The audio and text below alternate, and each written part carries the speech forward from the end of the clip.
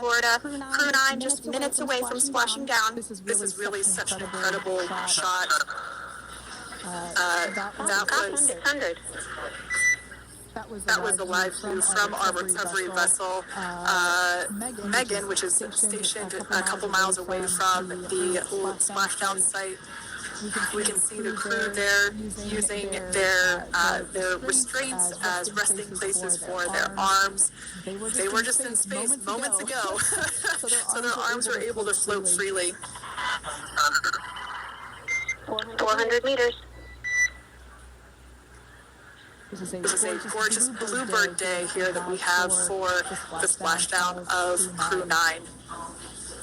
It's incredible to think that the Dragon capsule just minutes ago was going over 17,000 miles per hour, and now gently coasting to a soft splashdown. 200.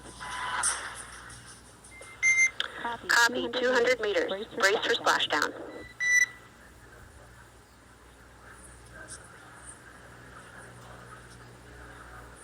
As you can see there on your screen, continuing to monitor progress of the Dragon spacecraft.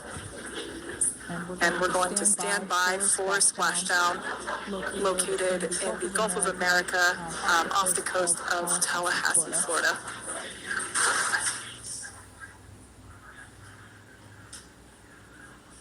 And splashdown. Crew 9 back on Earth.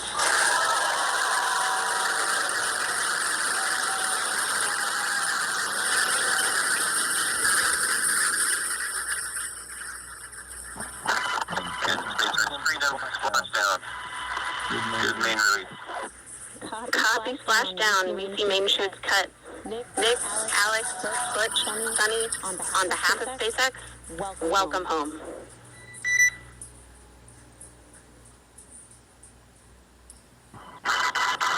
It's an amazing what a ride. I see a capsule full of friends here to here.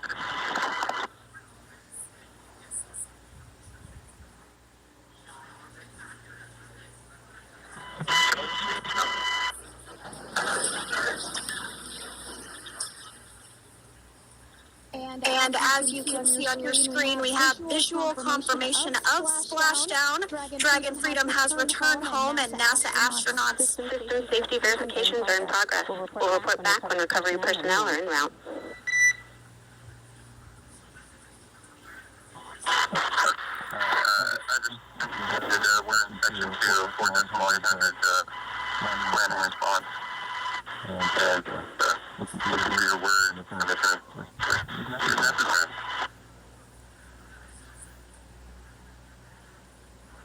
In the distance, we can see the recovery vessel making its way. Copy, you're in section 2 for the environmental assessment in 4.800. That is not necessary today.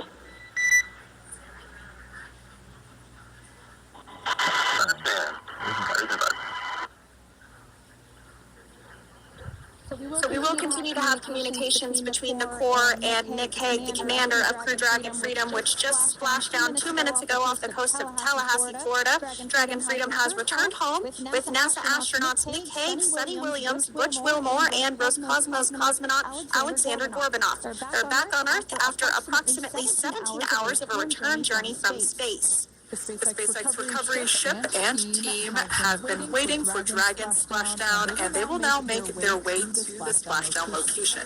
The teams have been ready and waiting about 3 nautical miles away, so it's going to take them about 30 minutes or so to make their way to...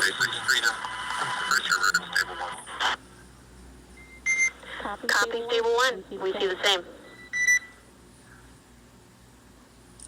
It's going to take about 30 minutes for the recovery team to make their way over to Nick, Sunny, Butch, and Alexander, who are still seated and secured inside that Dragon spacecraft there on your screen. Incredible views there of that thermal protection system, or TPS. That Dragon capsule was pristine, white color before it departed the station, and we can see how the re-entry phase, the thermal protection system did its job. job. Now, if you're wondering what that hole, that like bucket area is, that is underneath the side hatch. That is where the main parachutes were stored. So when we saw the Dragon capsule docked at station, it looked very different. That the panel that protects and covers the main parachutes, that was still intact, as well as the panels that enclose where the drogue parachutes are located. We can see those fast boats. SpaceX is go for recovery personnel to approach. Expect personnel alongside in the next few minutes.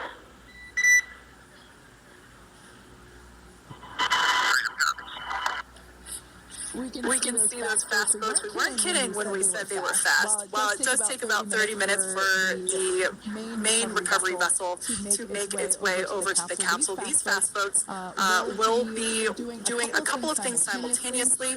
A couple of them are going to be working to retrieve the parachutes that you see in the background there of this drone shot. Those parachutes will be retrieved from the ocean surface. We want to make sure we are able to pull those out. The recovery vessel there closest to the spacecraft is going to be performing some safety checks. We can see there they're using an instrument that is basically working to detect if there are any hypergolic vapors or fumes that are still residing in and or around the Draco thruster nozzles or outlets. The hypergolic fuel, which is necessary for on-orbit burns,